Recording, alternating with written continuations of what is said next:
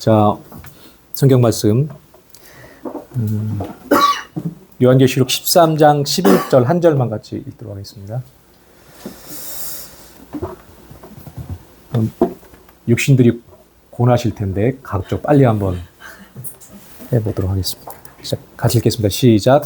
내가 보매 또 다른 짐승이 땅에서 올라오니 어린 양같이 두 뿔이 있고 용처럼 말을 하더라. 예, 이게 복사가 됐네요. 한 구절인데. 예, 오늘은 그 둘째 짐승. 지난 시간에 첫째 짐승에 대해서 우리가 나눠봤습니다. 첫째 짐승은 적그리스도다. 이렇게 우리가 정의를 내렸고, 오늘 계시록 13장 11절부터는 두 번째 짐승이 나옵니다. 두 번째 짐승.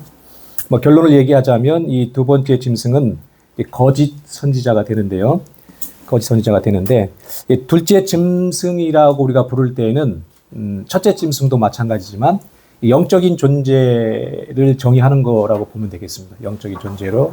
근데 적그리스도다 또는 거짓 선지자라고 얘기하면 이게 쉽게 얘기해서 이 영적인 존재가 이 사람을 사로잡아서 그 사람에게 또는 들어가서 그 사람을 적그리스도가 되게 하고 거짓 선지자가 되게 한다. 그런 차원으로 이해를 하면은 용이할 것 같아요. 그래서 둘째 짐승은 영적 존재, 또 거짓 선지자는 사람, 이렇게 정의를 하면 될 것 같습니다. 첫째 짐승은 어디에서 나온다고 그랬죠? 첫째 짐승은 바다에서 나오죠. 바다.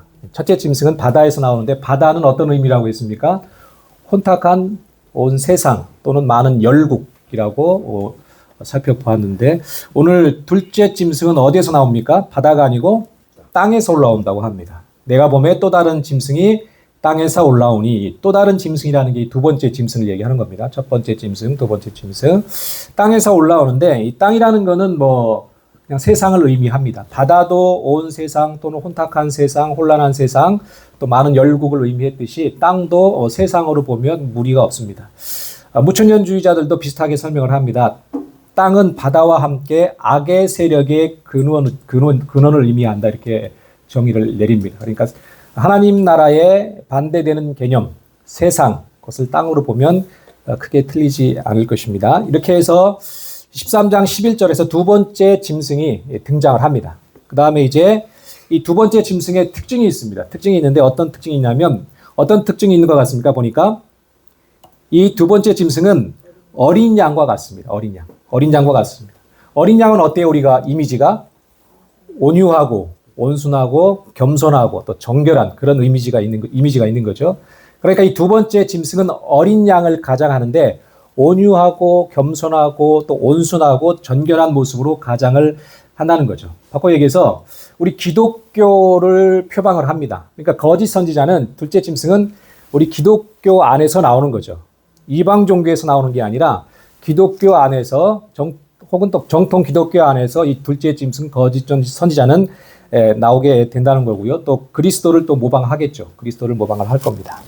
여기 이제 어린 양이라는 의미가 있는 것이고, 두 뿔이 있습니다. 보니까 어린 양은 두 뿔이 있는데, 뿔은 권세를 의미한다고 우리가 지난번에 한번 살펴봤는데, 이 뿔은 권세를 의미하는데 사탄의 종으로 권세가 주어졌다.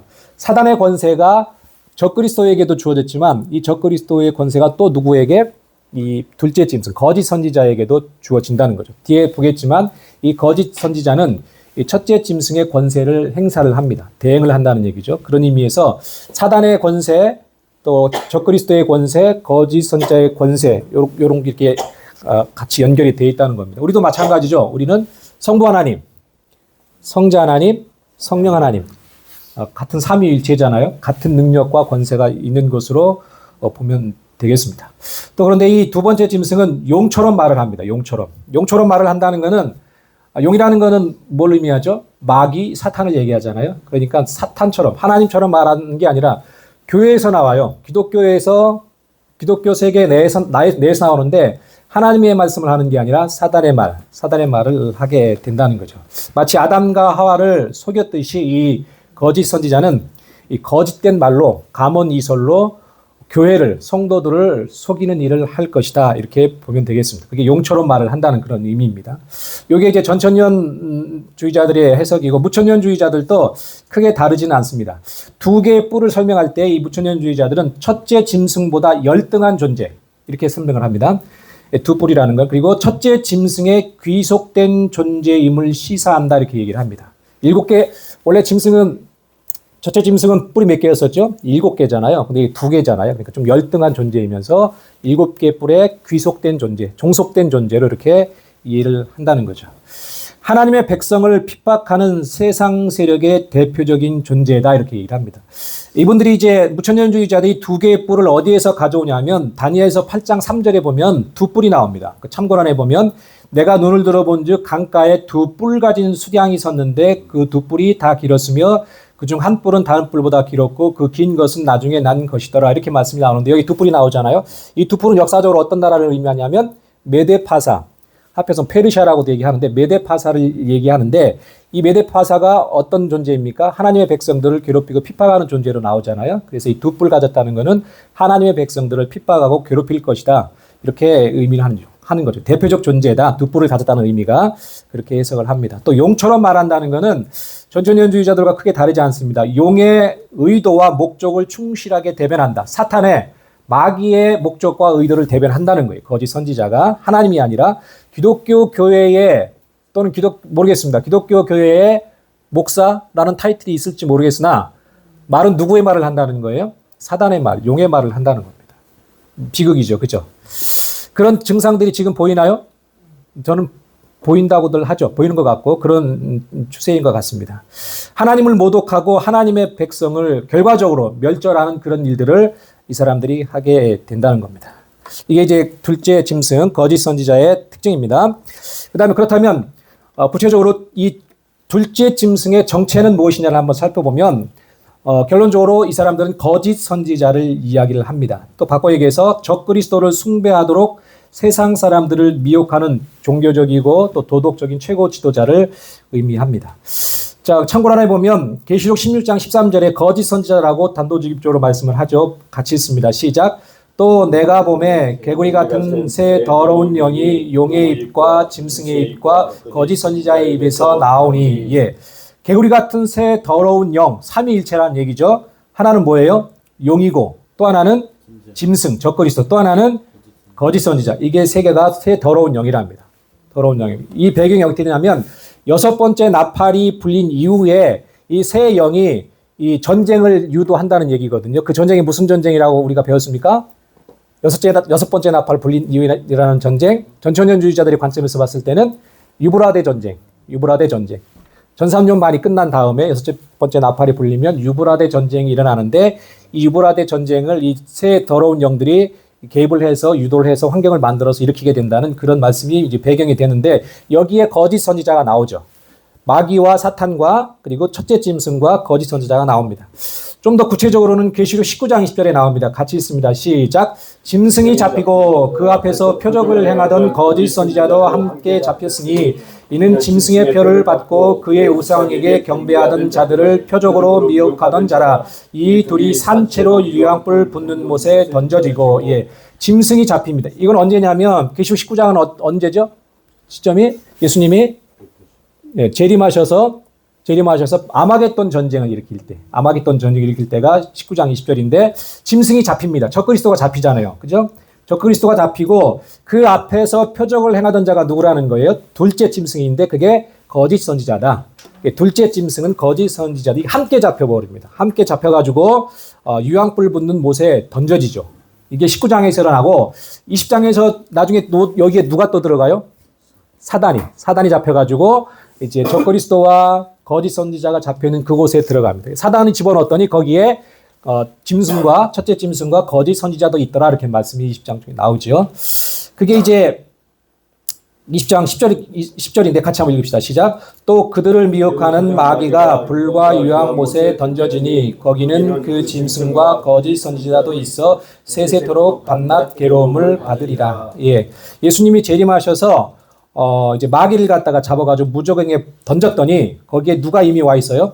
짐승과 거짓 선지자가 있습니다. 거기는 그 짐승과 거짓 선지자도 있더라. 먼저 잡혀서 있는 거예요. 먼저 잡혀가지고. 그러니까 짐승과 적그리스도와 거짓 선지자가 잡혀서 들어가고 아마겟돈 전쟁에 들어가고 그 이후에 예수님이 재림하셔서 마지막 7번째 대접이 떨어지고 하면 이제 사탄을 잡아가지고 집어넣는 거죠. 무적행위. 이렇게 되는 겁니다. 그래서 이 말씀들을 보면 둘째 짐승은 거짓 선지자라고 성경이 명시적으로 밝히고 있습니다. 거짓 선지자라고. 그래서 여기에는 큰 이론이 없습니다. 자, 그렇다면 이 둘째 짐승 거짓 선지자의 활동과 그 역할은 무엇이냐? 성경을 토대로 해서 한번 살펴보도록 하겠습니다. 계시록 13장 12절부터 17절인데요. 보니까 그가 먼저 나온 짐승의 모든 권세를 그 앞에서 행하고 뭘 행한다는 겁니까? 활동을 보니까 첫째 짐승의 권세를 행한다는 거죠. 그러니까 첫째 짐승의 권세가 거짓 선지자에게 가는 거예요. 그래서 거짓 선지자가 첫째 짐승의 권세를 행하는 겁니다. 행하는 겁니다. 두 번째는 첫째 짐승에게 경배하게 합니다. 땅과 땅에 사는 자들을 처음 짐승에게 경배하게 하니 적그리스도에게 이 거짓 선지자는 사람들로 하여금 미혹해서 적그리스도에게 경배하게 하는 일을 하게 합니다. 그 다음에 큰 이적을 행하여 땅에 있는 자들을 미혹합니다. 사람들 앞에서 불이 하늘로부터 내려오게 합니다. 이게 누가 이렇게 있죠? 성경에? 불이 하늘에서 내려오게 하는 엘리야가 있죠. 그 이방 선지자들 850명인가요? 400명, 400을 해가지고 같이 대결을 하잖아요. 어디서? 갈멜산에서 대결을 하잖아요. 그래서 하늘에서 기도하니 불이 내려오는. 맞습니까? 예. 예. 그 일을 모방하는 거죠. 불이 나오게 하면. 불이 내려오게 하면. 그 다음에 짐승 앞에서 받은 바 이적을 행함으로 땅에서 거하는 자들을 미혹한다고 그랬어요. 그러니까, 제가 볼 때 마지막 때에 우리가 조심해야 될 게 뭐냐면 표적, 이적, 기적, 기사 일으키는 것들 조심해야 됩니다. 왜냐하면 그게 미혹이 될 수가 있기 때문에 사람들이 그걸 좋아한다는 거예요. 기적 일으키고 또 이적 일으키고 표적 일으키면 사람들이 어떻게 돼요? 눈이 커지죠. 와, 저기 진짜 하나님의 능력이 있나 보다. 하나님이 함께 하신가 보다라고 미혹을 당하게 된다는 거죠. 그래서 적그리스도 또는 거짓 선지자가 하나님의 참 종으로 그렇게 오인하고 오해하게 된다는 겁니다. 그리고 이 사람들은 무엇을 하냐면 짐승을 위하여 거짓 선지자는 우상을 만들게 됩니다. 보니까 살아난 짐승을 위하여 우상을 만들라 하더라 이렇게 말씀합니다. 우상을 만들죠. 그 다음에 짐승 형상의 그 우상에게 생기를 주어 말하게 한답니다. 생기를 주어서. 이건 좀 감이 안 오는데 우상이 있습니다. 생명이 없는 우상이 있는데 그게 말을 한대요. 이 가능할까요? AI일까요? 모르겠습니다. 근데 과거에 실제로 이런 일이 있었다고 합니다. 이거 마법사들이 우상을 만들고 말하는 것처럼 이렇게 속였던 역사적인 사건들이 있었다고 합니다. 옛날에 고대 때 그런 비슷한 일들이 일어날 수 있다는 거죠. 그러니까 우상을 만들고 만에 하나 AI가 아니고 실제로 나무나 돌로 우상을 만들었는데 그게 어느 날 생기가 들어가서 말을 한다고 치면 세상이 뒤집혀지지 않겠습니까? 해외 토픽 중에서 토픽이겠죠. 온 유튜브가 난리가 나겠죠. 그죠? 그런 일이 실제로 일어날 수도 있다고 보는 거고 또는 어떤 상징적인 의미가 있는지는 정확히는 모르겠습니다만 어찌됐든지 간에 생기가 들어가서 사람들이 그냥 깜짝 놀랄 만한 일들이 벌어지게 된다는 겁니다. 그 다음에 중요한 건 뭐냐면 짐승의 우상에게 경배하지 아니하는 자는 몇이든지 다 죽이게 되더라. 예, 우상을 섬기지 않는 자들을 다 죽입니다. 이때 이제 문제가 생기겠죠. 우리 성도들에게는 큰 환란이 될 수가 있겠죠. 다니엘서에 나오죠. 여기 다니엘의 세 친구가 나오잖아요. 그죠? 우상에게 절하지 아니하니까 이제 뭐 풀무불이죠. 풀무불에 던져지게 되는 그런 일들이 실제적으로 일어나게 된다고 계시록은 예언을 합니다. 그 다음에 모든 자의 오른손이나 이마에 표를 새기게 됩니다. 큰 자나 부자나 가난한 자나 자유이나 종들에게 그 오른손이나 이마에 표를 만들게 하고 이렇게 얘기합니다. 이게 이제 우리가 알고 있는 짐승의 표죠. 짐승의 표. 그리고 짐승의 표 하면 사람들이 이제 많이 두려워하는 존재가 되죠. 이 짐승의 표를 이 거짓 선지자가 만듭니다. 짐승이 만드는 게 아니라 적그리스도가 만드는 게 아니라 거짓 선지자가 짐승의 표를 만들어서 이 표를 오른손이나 이마에 새기게 됩니다. 찍게 하는 거죠. 그 다음에 이 표가 없는 사람들은 어떻게 돼요? 매매를 못하게 되는 거죠. 이 비슷한 상황을 우리가 경험을 했죠. 코로나가 짐승의 표라고 한참 떠드는 사람들이 있었는데 그래서 미혹도 되고 했었는데 짐승의 표는 아니고 그러나 그 코로나를 통해서 나타나는 현상들이 짐승의 표가 나왔을 때 어떤 정황과 살짝 비슷한 면이 있는 거죠. 코로나를 맞지 않은 백신을 맞지 않으면 뭐 식당에도 못 가고 뭐 또 예배도 못 드리고 또 뭐 그런 일들이 있었죠. 여러분 다 백신 맞았나요? 안 맞았어요? 여기 맞았잖아요. 2차까지. 버티다가 맞았잖아요. 안 맞으면 일 못하게. 그러니까. 저는 맞았어요? 저는 이제 별 거부감 없이 맞으려고 했는데 우리 같이 사는 사람이 목숨 걸고 맞지 말라고 그래가지고 존중하는 차원에서 안 맞았습니다. 이 직장에서 우리 그 안에 시설에 들어가면 찍어 이 백신 이렇게 해야 되잖아요. 근데 어떻게 요원케 피해 다녀가면서 결국은 안 맞았습니다. 근데 요즘에 나오는 게 백신의 부작용이 지금 막 나타나고 있다고 그래서 좀 걱정이 되긴 합니다. 그래서 어떤 분들이 그 백신을 해독하는 어떤 그런 약제 같은 것들도 올리고 하긴 하더라고요. 어찌됐든 그게 아니라 이런 현상들, 이 백신을 안 맞으면 우리가 직장도 그만둔 사람들 많았잖아요. 직장도 그만둔 사람들 많고 그런 것들이 그리고 이 백신은 전 세계적이었고 그런 일들이 이 짐승의 표가 나타났을 때 좀 더 이제 포괄적으로 더 강하게 나타나게 된다는 거죠.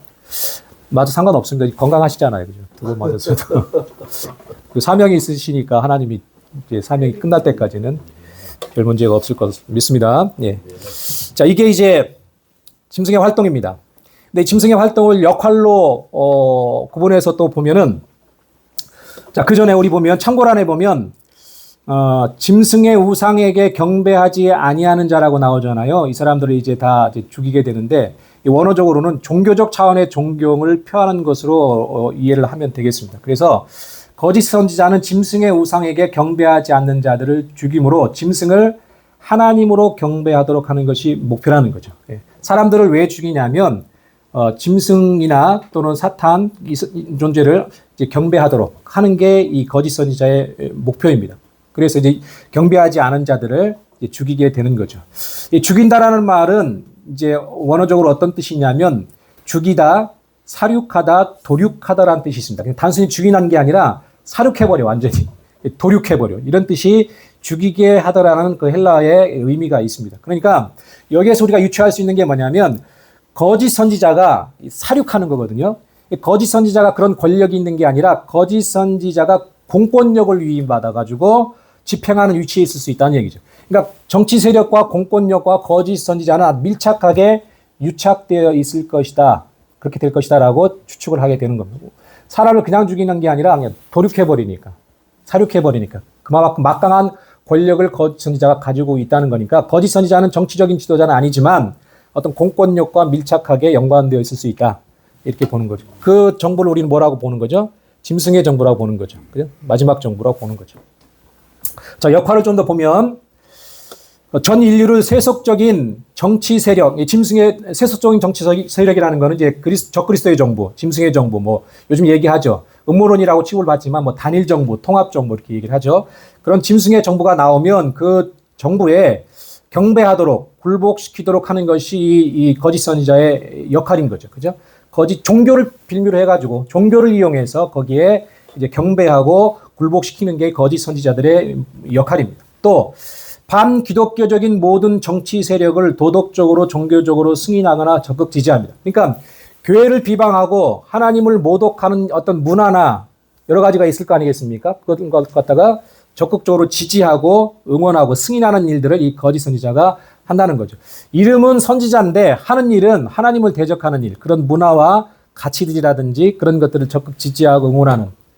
그래서 이 세상, 뭐 이건 뭐 제 개인적인 견해이지만 세상 문화가 완전히 반기독교적이고 적그리스도적인 문화잖아요. 그죠?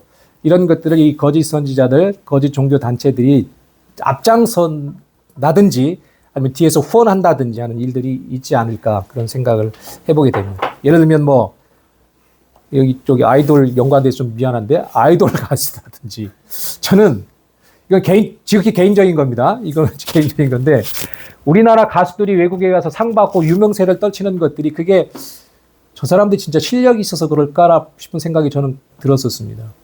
뭔가 뒤에서 어떤 만드는 게 아닌가 이미지를 저 개인적인 견해 이거는 개인적인 견해예요. 그들이 표방하는 것들이 보면 좀 적그리스도적이고 그 가사 내용이라든지 보면 좀 더 우리 기독교와는 맞지 않는 것들인데 그들이 막 부상하고 뜬다는 거죠. 어느 날 뜬금없이 전 세계적인 뭐 어떤 뭐 시상식 상을 받는다든지 뭐 빌보드란 이런 데서 뭐 상위권에 도래 언제부터 우리가 그렇게 됐을까? 어느 순간 그렇게 갑자기 되더라고요. 제가 보니까 그래서 야 이거 뭐 이거 이렇게 얘기하면 또 음모론이라고 얘기할 수가 있는데 집사님 이거 편집해 주세요. 그래서 뭔가 문화적으로 이 사람들이 접근하고 있는 게 아닌가 그런 의구심을 나름대로는 가졌었습니다. 자, 우리가 그래서 궁극적인 이 거짓 선지자들의 목적은 사단과 첫째 짐승을 하나님과 메시아로 믿도록 하는 것이 이들의 궁극적인 목적입니다. 겉으로는 그렇게 표방 안 하겠죠, 그죠? 근데 실제적으로 하는 일을 보면 그런 일들을 하게 된다는 거죠. 그리고 두 증인과 그들의 사역을 거짓으로 몰고 자신들이 참 선지자라고 주장할 것입니다. 그러니까 전 3년 반, 두 증인이 전 3년 반 동안에 나타나서 뭘 하죠? 복음을 전하잖아요. 영원한 복음을 전하고 회개하고 돌이키라고 얘기를 합니다. 그럼 사람들이 회개하고 돌이키는 사람들이 좀 있겠죠. 우리가 잘못했구나. 하나님께로 돌아오는 사람들이 있을 거란 말이죠. 여기에 대한 반발로 이 두 증인을 가짜라고 이 사람들이 치부해버릴 필요성이 있게 된다는 거예요. 자기들이 진짜라는 거예요. 자기들이. 니들이 지난번에 들었던 그 두 증인은 가짜야. 그들이 믿는 하나님은 진짜가 아니야라고 얘기하고 우리가 진짜야라고 이 거짓 선지자들이 두 증인들의 사역을 지워버리려고 하는 오도하려고 하는 그런 일들을 이 거짓 선지자들이 하게 된다는 거예요. 왜냐하니까 거짓 선지자는 두 증인의 사역이 끝난 다음에 나와서 사역을 해요. 그러니까 두 증인이 긍정적인 우리 기독교적인 관점에서 긍정적인 영향력을 끼쳤잖아요. 그러니까 그걸 지워버려야 되는 거예요. 왜냐하니까 짐승과 사단을 경배케 하도록 하기 위해서는 두 증인이 외쳤던 하나님을 지워야 되니까 이 거짓 선지자들은 두 증인의 사역을 지워버리는 일들을 하게 될 것이라고 말씀하시는 분들이 있는데 아주 일리 있는 내용이라고 저는 판단이 됩니다. 자, 이게 이제 두 증인의 역할이고요. 이게 전천년주의자들인데 무천년주의자들은 어떻게 해석을 하냐면 철저하게 첫째 짐승을 드러내는데 활동에 초점을 둔다라고 간단하게 설명을 했습니다. 제가 찾은 거에는 이렇습니다. 또 다른 데도 있었는지 모르겠으나 어찌됐든지 간에 맥은 같죠. 예, 첫째 짐승을 드러내는 데에 이 둘째 짐승이 철저하게 활동에 초점을 둡니다. 자, 한 가지 참고로 이렇게 지금 적은 건데요. 이건 꼭 맞다고 하기보다는 좀 특이한 어떤 사항이라서 한번 참고로 들어보시기 바랍니다. 참고란에 보면 둘째 짐승이 거짓 선지자죠. 역사적으로 이 땅에서 해온 일이 있습니다. 뭐냐면 성경이 인본주의와 결합되어 왜곡되게 했다. 그러니까 거짓 선지자들이 해온 일들이 거짓 선지자는 이 마지막 때에도 나타나지만 옛날에도 있었죠. 거짓 선지자는 옛날에 계속 있었습니다. 적그리스도형이 계속 있었던 것처럼 거짓 선지자들도 계속 있어 왔습니다. 근데 이들이 했는 건 뭐냐면 신약 시대 이후에 성경의 권위를 떨어뜨리는 겁니다.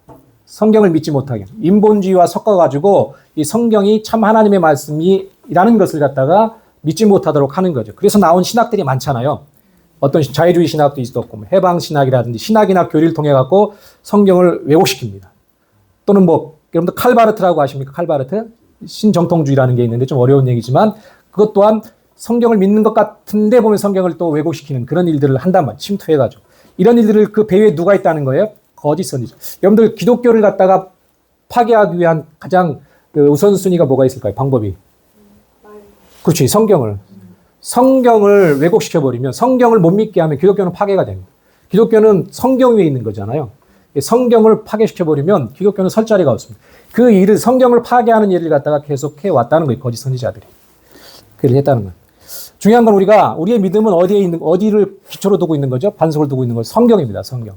우리는 성경대로 믿는 거잖아요. 근데 성경을 왜곡시키고 틀어버리면 우리 믿음이 제대로 설 수가 없는 거예요. 그래서 이게 중요하다는 걸 아니까 거짓 선지자들이 이 성경을 틀어버리는 거죠. 그런 일을 해왔다는 겁니다. 좀 더 구체적으로는 이 거짓 선지자들은 재림을 갖다가 추상화시켜버렸습니다.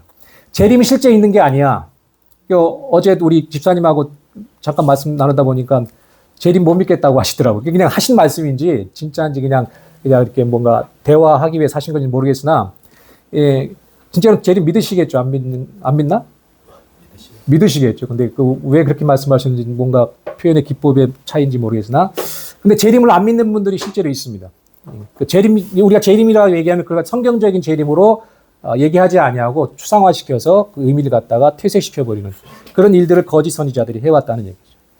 그러다 보니까 재림의 이정표를 블랙아웃시킵니다. 이게 무슨 말이냐면 이거는 이제 이 관점은 전천년주의자들의 관점이에요. 7년 환란이 있다고 보는 분들은 7년에 즉 예수님이 재림하기 위해서는 그 시나리오가 있는 거죠. 시간표가 있습니다. 이정표가 있는데 이 재림이 없다라고 얘기하면 이 이정표는 없어져 버립니다. 환란도 없어져 버리는 거고요. 또 뭐 우리 두 증인도 없어져 버리는 거고 다 의미가 없어져 버리는 거. 그런 일들을 해왔다는 거고요. 그러다 보니까 심판을 모호하게 추상화시킵니다. 하나님의 심판, 예수 그리스도의 심판을 실제 성경이 말하는 심판으로 받아들이지 않게 한다는 거예요. 그죠? 의미를 이상하게 꼬아가지고 한다는 거죠. 나가서 천국과 지옥, 구원의 의미를 왜곡시켜서 종말 개념이 사라지게 한다는 얘기예요. 여러분들, 제가 들은 얘기지만 직접 그분의 글을 읽은 건 아니지만 존 스토트라고 아주 유명한 신학자가 있었는데 이분이 이제 많은 분들에게 좋은 영향을 끼쳤는데 종국에 가가지고 뭐라고 얘기했습니까? 지옥은 없다. 지옥은 없다라고 얘기했어요. 깜짝 놀랐어요. 지옥은 없다. 그 신망받는 신학자였는데 이런 일들이 있게 된다는 얘기예요. 이 배후에 누가 있다는 거예요? 거짓 선지자, 거짓의 영들이 있다는 겁니다. 자, 첫째 짐승과 둘째 짐승의 역사적 궤적을 숨깁니다. 이게 무슨 말이냐면, 요거는 이제 이건 전체적인 의견이 아니라 어떤 목사님 또는 분의 의견인데 제가 좀 독특해가지고 한번 실어봤습니다. 한번 참고로 그냥 들으세요. 뭐냐면, 악한 세 영이 있지 않습니까? 사탄과 첫째 짐승 적그리스도와 둘째 짐승 거짓 선지자가 있는데 이 사람들의 역사적인 궤적, 이 역사적인 현장에서 나타났던 흔적이 있다는 거예요. 어떤 흔적이냐면, 사단은 창세전 그 사단을 추종하는 천사들과 어떻게 됩니까? 하나님한테 대들었다가 하나님 같이 되려고 했다 쫓겨나잖아요. 어디 쫓겨나요? 그렇죠. 공중, 하늘, 둘째 하늘, 공중으로 쫓겨납니다. 그게 이제 언제 있었던 일이에요, 그게? 인간이 이 창세 전에 있었던 일이에요. 그러니까 이 지구에는 누가 먼저 있었어요? 아담과 하와 전에? 이미 사단이 먼저 있었대요. 지상에는 있었습니다. 그런 다음에 계시록 12장 7절 9절에 보면 이 사단이 미가엘과 싸웁니다. 미가엘과 싸우다가 어떻게 돼요? 져가지고 어디로 쫓겨나냐면 공중에서 땅으로 쫓겨납니다. 땅으로 쫓겨난다고 얘기합니다. 땅에 지금 존재하는 거예요, 사단이. 마지막 때 그렇게 된다는 얘기죠. 마지막 때 존재하는 거죠. 지금이 아니라. 그 다음에 이게 사단의 궤적이고 첫째 짐승은 적그리스도지 않습니까? 적그리스도가 창세 직후에 사단의 부하 일부가 2차 타락을 한답니다. 이게 무슨 말이냐면, 요건 좀 이게 아주 첨예한 어떤 의견 대립이 있어가지고, 요거를 꼭 맞다고 말씀드리는 게 아니에요. 그냥 참고로 들으시라는 얘기. 이렇게 보는 분도 있다는 거를. 창세기 6장 1, 2절에 보면, 하나님의 아들들이 나타나서 사람의 딸들을 어떻게 해요? 취해서 아내로 삼지 않았습니까? 근데 그 하나님의 아들들이 누구라고 얘기해요? 사람들이? 하나님의 아들들이 사람의 딸들을 취해가지고 결혼을 합니다. 그래서 이 하나님의 아들들이 누구냐라고 하는 거에 대한 신학적인 논쟁이 아주 치열하거든요. 근데 우리는 어떻게 얘기합니까? 대부분이 우리 장로교단은 사람들의 아들은 세세우손 하나님을 믿는 백성들이 하나님을 안 믿는 백성들의 딸들과 결혼해서 나중에 뭐 네피림을 낳는다 이렇게 얘기를 합니다. 근데 많은 분들은 또 이 하나님의 아들들을 누구로 보냐면 천사로 봅니다. 천사. 이 하나님의 아들이라고 쓰여 있는 원어의 용례를 따라가 보았을 때 천사라고 쓰는 용례들이 훨씬 많다는 거예요. 사람의 아들보다도. 그래서 이 창세기 6장에 나오는 이 하나님의 아들들은 천사다. 그러니까 천사가 사람의 딸들을 취해서 아내로 삼았다는 거죠. 이게 가능한지는 모르겠으나 이걸 갖다가 두 번째 타락이라고 얘기를 합니다. 첫 번째 타락은 공중에서 하나님한테 까불다가 쫓겨난 게 첫 번째 타락이고 두 번째 타락은 창세기 6장에서 사람의 딸들을 갖다 취해서 아내로 삼는 바람에 하나님으로부터 쫓겨났다. 타락을 했다. 이게 두 번째 타락인데 이들이 하나님한테 벌을 받습니다. 언제 벌을 받냐면 노아홍수 때 무적행에 갇혀버립니다. 노아홍수 때. 이 온 지구상의 모든 존재들이, 숨쉬는 존재들이 다 몰살당하잖아요. 이때 이 천사들, 타락한 천사들도 무적행에 갇힌다는 거죠. 그래서 유다서 1장 6절, 7절에 보면 그게 나옵니다. 찾아볼까요, 말까요? 그냥 넘어가요. 유다서 한번 봅시다. 궁금하니까. 빨리 끝내야 되는데. 누가 찾았으면 한번 읽어주세요. 빨리 찾았으면. 6절. 유다서 1장 6절 7절 시작. 또 자기 주의를 지키지 아니하고 자기 처소를 떠난 천사들을 큰 날의 심판까지 영원한 결박으로 흑암에 가두셨으며 요게 이 두 번째 타락한 천사들이라는 겁니다. 이렇게 이제 주장하는 분이 계시다는 거예요. 근데 이 첫째 짐승이 언제 풀려난다는 거죠. 마지막 때, 대환란 때 풀려난다는 거죠. 풀려나가지고 두 증인을 죽여버리고 환란을 일으키는 주범이 되는 거죠. 자, 두 번째 짐승은 언제 이 짐승이 나타나냐면 예수님 탄생 때 사단의 부하 3분의 1이 땅에 떨어집니다. 계시록 15장의 3절, 4절에 이제 그 3분의 1이 땅에 떨어진다고 나오는 그런 말씀이 나오거든요. 이걸 갖다가 둘째 짐승으로 해석을 합니다. 그리고 이 두 번째 예수님 탄생 때에 땅에 떨어진 둘째 짐승의 영, 거짓 선지자가 세상에 섞여서 세상 속에서 사람들과 같이 섞여 살게 됩니다. 그러다가 마지막 때에 이 정체를 드러내게 된다는 거죠. 이분들은 어떤 해석이냐면 그 창세기 계시록 12장에 보면 여자가 아들을 낳아요. 아들을 낳는데 이 아들을 예수님으로 이 사람들은 해석을 합니다. 여자를 갖다가 이제 이스라엘 또는 마리아, 뭐 카톨릭에서는 마리아로 해석을 하지만 이스라엘로 해석을 하고 아들을 예수님으로 해석하는데 여기에도 해석이 좀 다양합니다. 이 여자를 갖다가 교회로 해석하는 견해들도 많이 있습니다. 그런데 이 아들을 갖다가 교회로 보고요. 역으로. 근데 이분은 이 여자를 갖다가 이스라엘로 보고 이 아들을 예수님으로 보고 해석을 하니까 이때 예수님 탄생 때라고 해석을 하게 되는 거죠. 이때 이 땅의 거짓 선지자들이 이 둘째 짐승의 영들이 땅에 떨어졌다. 떨어져서 뭐 하는 거 이 사람들은 무적행에 갇힌 게 아니라 이 땅에 계속 존재한다는 거예요. 이 나쁜 짓을 계속 하는 거예요. 그러니까 지금 사단이 공중에 사단이 있습니다. 이 사단이 마지막 때 땅으로 떨어질 거예요. 미가엘과 싸우다가. 그 다음에 두 번째 타락 때 첫째 짐승이 타락을 하잖아요. 그래갖고 홍수 때 무적행에 갇혀. 무적행에 또 있는 거야. 무적행에. 첫째 짐승. 그러다가 이제 언제 올라온다는 거예요? 마지막 때 무적행에서 올라온다는 말씀들이 있잖아요. 둘째 짐승은 예수님 탄생 때 이 땅에 내려와서 무적행에도 안 갇히고 땅에 계속 존재하면서 사람들을 괴롭히다가 마지막 때에 그 정체성을 드러내서 지 할 일을 한다. 이렇게 해석을 합니다. 좀 재미가 있어서 한번 적어봤습니다. 참고로 하시기 바랍니다. 꼭 맞다는 얘기는 아니고. 자, 그렇다면 여러분들이 이제 관심을 갖고 있는 것일 것 같긴 한데 짐승의 표. 이 짐승의 표에서 짐승이라는 건 첫째 짐승이죠. 첫째 짐승의 표인데요. 자, 계시록 13장 16절 17절 같이 한번 읽어봅시다. 시작. 그가 모든 자 작은 자나 큰 자나 부자나 가난한 자나 자유인이나 종들에게 그 오른손에나 이마에 표를 받게 하고 누구든지 이 표를 가진 자 외에는 매매를 못하게 하니 이 표는 곧 짐승의 이름이나 그 이름의 수라. 밑에 이 표는 시작. 이 표는 곧 짐승의 이름이나 그 이름의 수라. 지혜가 여기 있으니 총명한 자는 그 짐승의 수를 세어보라. 그것은 사람의 수니 그의 수는 666이니라. 예, 아멘. 예, 짐승의 표인데 우리 교회에 안 다니는 친척이 있는데 이 친척분도 짐승의 표를 알더라고요.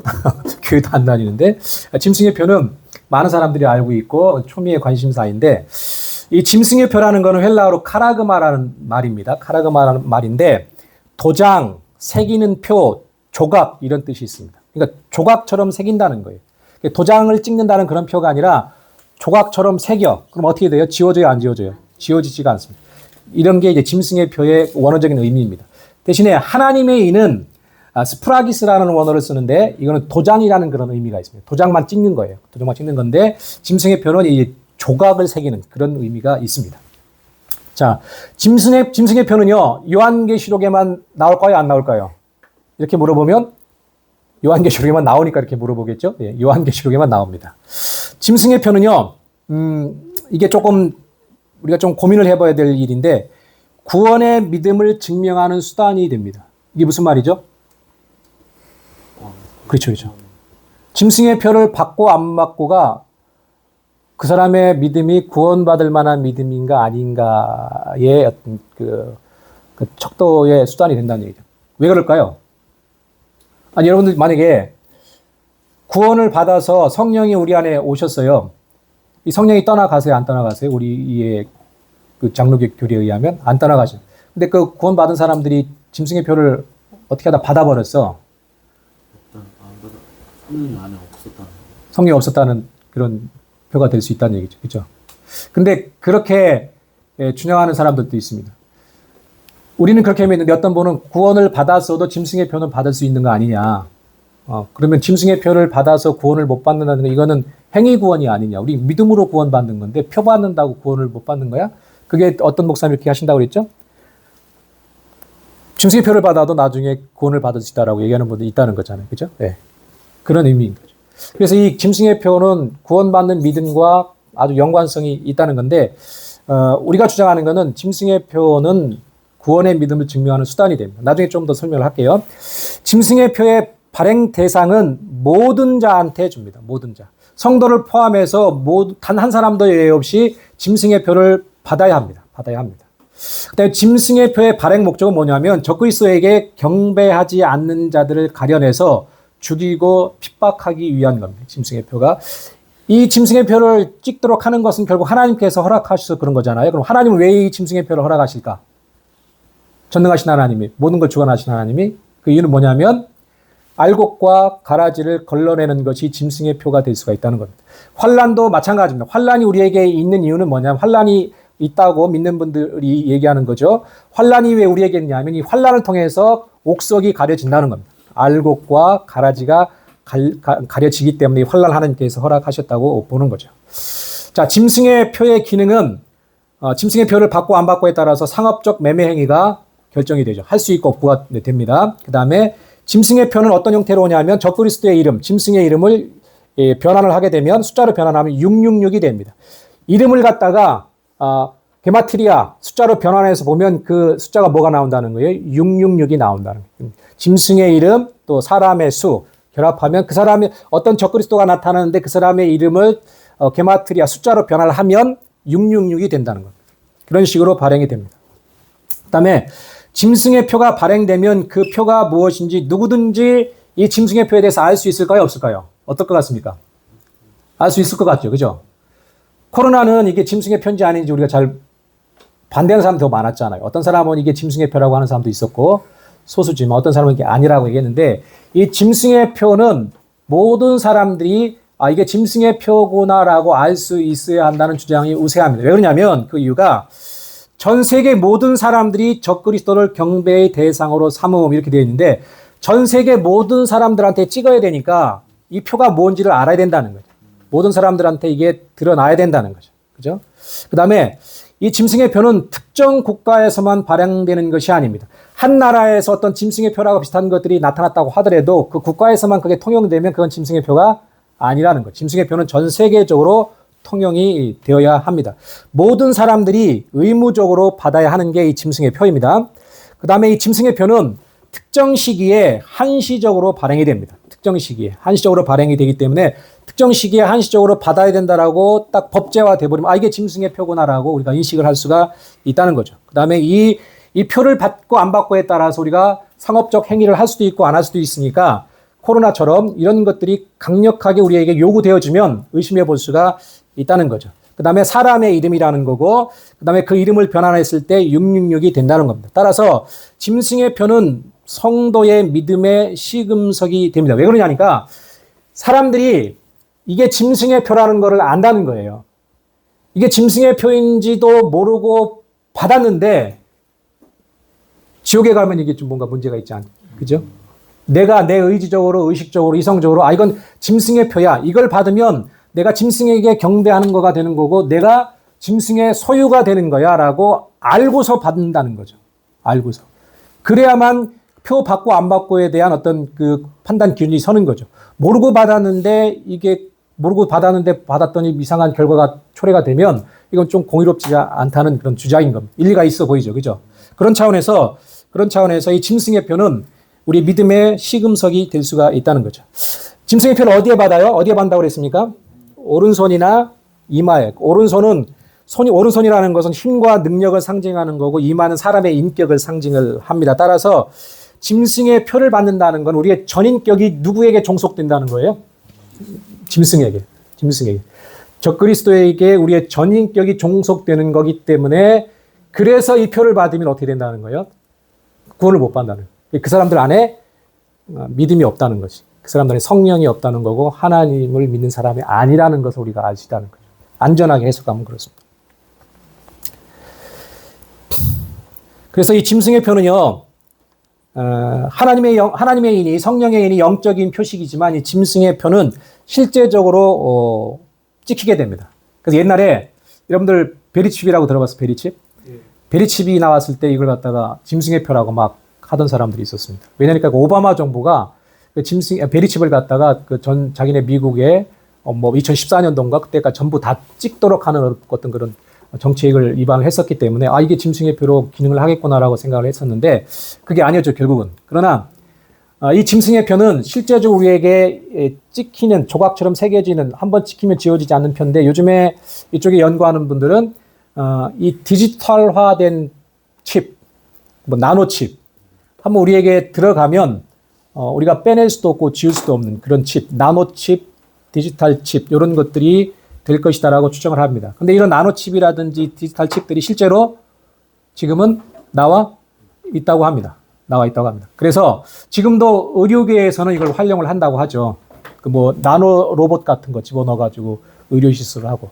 그래서 이쪽에서 연구하는 분들은 이쪽에서 이제 주장하는 물론 이쪽에 분들의 주장을 갖다가 한쪽에서 음모론이라고 매도를 하긴 합니다. 근데 이분들의 주장도 귀담아 들을 필요가 있는 것이 우리가 나노칩을 받으면 이 나노칩 안에 우리의 모든 것들이 다 들어가는 거예요. 의료 정보, 또 뭐 은행 계좌라든지 우리 신상 정보 모든 것들이 다 들어가서 요것만 찍으면 이 사람에 대해서 다 알게 되는 겁니다. 그래서 우리가 만약에 그 베트남에 여행을 갔는데 거기에서 병원에 갈 일이 있으면 이 사람의 의료 정보가 필요하잖아요. 그럼 이 나노칩 하나를 찍으면 이 사람의 의료 정보가 다 나오게 된다는 거예요. 계좌 정보라든지 뭐 이 사람의 모든 것들이 다 나오게 돼서 어디 꼼짝할 수 없는 그런 상황이 돼버리게 된다는 거죠. 나중에 이제 기회 있으면 이 디지털 우리가 지금 CDBC인가요? 그 디지털 중앙은행이 만들어지잖아요. 아주 우리의 모든 화폐가 디지털화 될 거라고 얘기를 합니다. 현금도 없어지고 카드도 없어지고 지금 핸드폰에 카드 집어넣어갖고 하잖아요.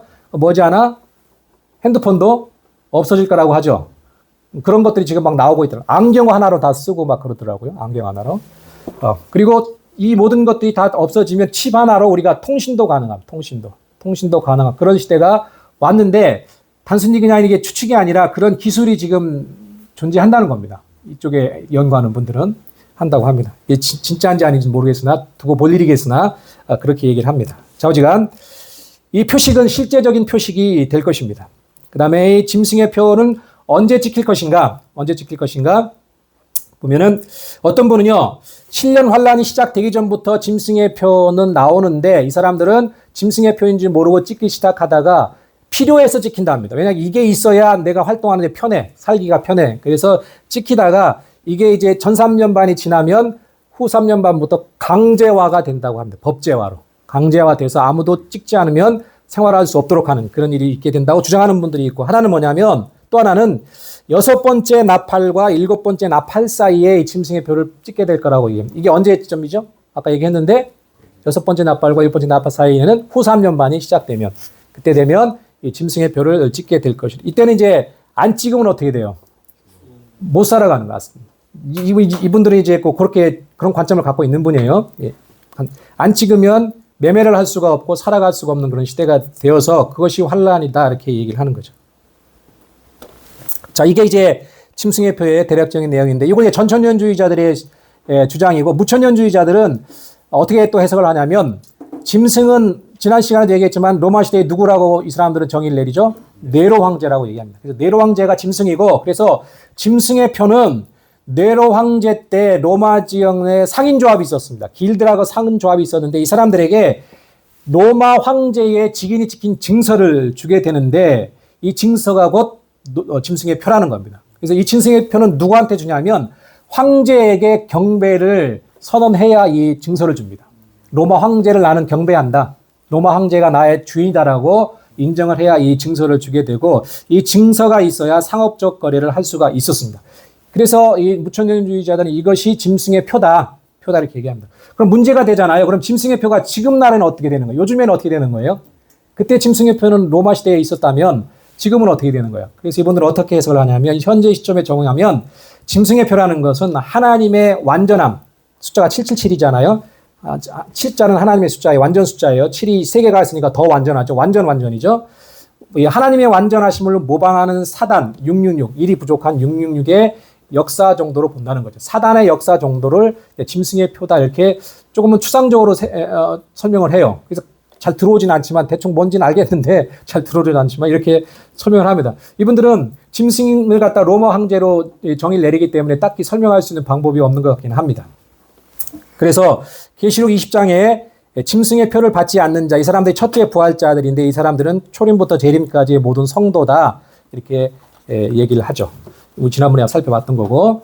자, 그래서 좀 더 참고적으로 말씀드리면 참고해 보면 네로 황제가 짐승 즉 666이라고 처음 주장한 사람이 누구냐면 아이러니하게도 유물론 경제학자 프리드리 엥겔스가 이 주장을 했습니다. 신학자가 얘기한 게 아니라 불신자인 엥겔스가 1883년 프로그레스라는 잡지에서 요한계시록에 대해서 설명을 하면서 자기가 이 666은 네로 황제다라고 이 사람이 처음 주장을 했다는 거예요.